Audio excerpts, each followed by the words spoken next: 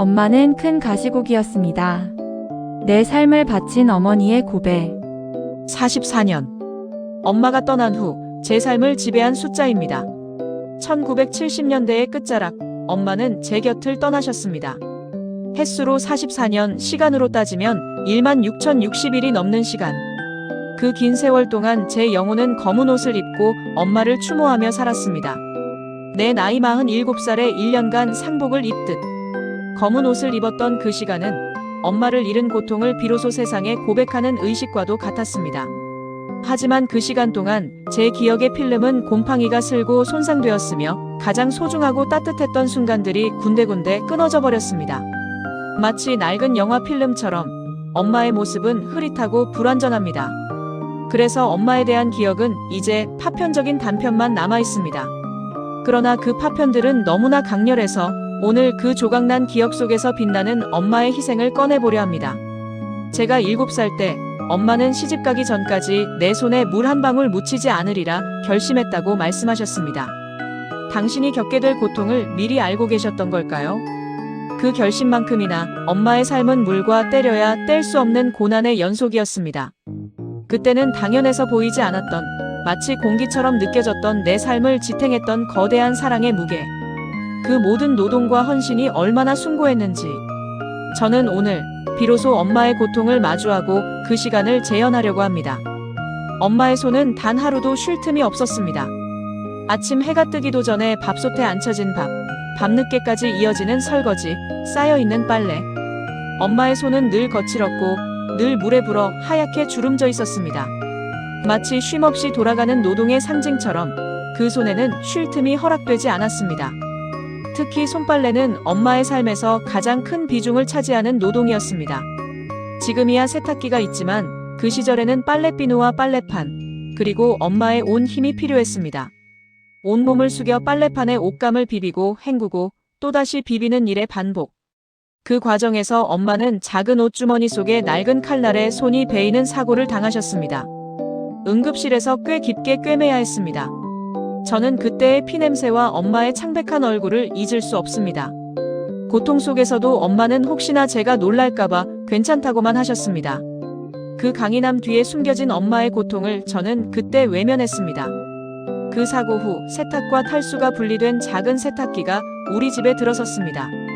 그전까지는 무거운 빨래를 모두 손으로 하셨던 엄마에게 그 작은 세탁기는 단순한 가전제품이 아니라 해방의 징표였을 겁니다. 이제 막 손목을 쉴 수 있겠구나 안도하셨을까요? 그 작은 기계 한 대로 엄마는 얼마나 많은 죄책감과 고마움을 느끼셨을까요? 진작 살 걸 후회하셨을까요? 비록 1년 남짓 쓰고 가셨지만 그 짧은 시간이나마 엄마의 손목을 쉬게 해준 고마운 존재였습니다. 그때 저는 그저 우리 집에 새 기계가 생겼다며 좋아했을 뿐 엄마의 삶이 짊어져야 했던 고통의 무게를 이해하지 못했습니다. 제가 엄마의 고통을 덜어드리는데 거의 도움이 되지 못했음을 이제야 깨닫고 후회합니다. 고무장갑이 귀했던 시절, 겨울만 되면 엄마의 고통은 배가 되었습니다. 엄청난 양의 빨랫감을 이고 차가운 강바람을 맞으며 청계천으로 향하셨죠. 그날의 한기가 제 살갗을 찌르는 듯합니다. 얼음장 같은 물에 맨손을 담가 빨래하는 고통은 지금의 제가 따뜻한 물로 샤워하는 동안 상상조차 어렵습니다. 손을 담그는 순간 신경이 끊어질 듯한 아픔이 밀려왔을 겁니다. 빨래를 끝내고 돌아오는 엄마의 굽어진 어깨는 젖은 빨래의 무게만큼이나 무거운 삶의 짐을 지고 있었습니다. 집으로 돌아오면 엄마의 손등은 새빨갛게 부어오르고 피부가 갈라져 피가 배어나왔습니다. 쓰라림에 엄마는 밤잠을 설쳤을 겁니다. 약을 바르고 쉬는 시간도 잠시, 엄마는 다시 그 퉁퉁 부은 손으로 우리의 따뜻한 밥상을 차리고 방을 데우는 일에 매달리셨습니다. 그 혹독한 계절을 엄마는 오로지 책임감과 사랑이라는 단 하나의 불꽃으로 견뎌냈습니다. 그 사랑은 차가운 물을 따뜻하게 만드는 유일한 힘이었을 것입니다.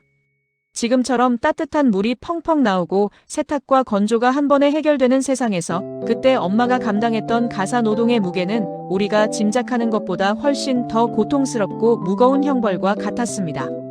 그 고통을 기꺼이 감내하며 우리를 키우셨습니다. 저는 그저 따뜻한 방 안에서 엄마가 해주는 밥을 먹으며 투정만 부렸죠. 엄마의 붉게 튼 손이 제게는 익숙한 일상의 풍경이었을 뿐 그 속에 담긴 고통은 보지 못했습니다. 만약 제가 그때 엄마의 손을 잡아드리고 엄마 쉬세요라고 말할 용기라도 있었다면 지금의 후회는 조금 덜했을까요? 엄마의 손길이 닿으면 마법처럼 변하던 것들이 있었습니다. 바로 옷가지와 이불이죠. 엄마의 경쾌하고 규칙적인 다듬이질 소리는 제 어린 시절의 가장 평화로운 자장가였습니다. 밤늦게까지 울리던 그 맑고 단단한 소리가 멈춰야 저는 비로소 마음 놓고 잠이 들 수 있었습니다. 그 소리는 우리 집의 안녕을 지키는 리듬이자 엄마의 헌신을 알리는 신호였습니다. 다듬이질 소리에는 엄마의 고단함과 동시에 우리 가족을 향한 정갈한 사랑이 담겨 있었습니다. 다듬이질 후 뽀얗게 풀을 먹여 빳빳하게 마른 하얀 광목 이불. 그 이불을 덮고 잠들 때면 세상 무엇보다도 포근하고 행복했어요. 그 섬세하고 까다로운 과정을 지금 생각하면 놀랍기만 합니다. 쌀가루를 개어 풀을 먹이고 물기를 털어 팽팽하게 말린 후 다시 다듬이돌에 올려 정성을 다해 두드리는 일.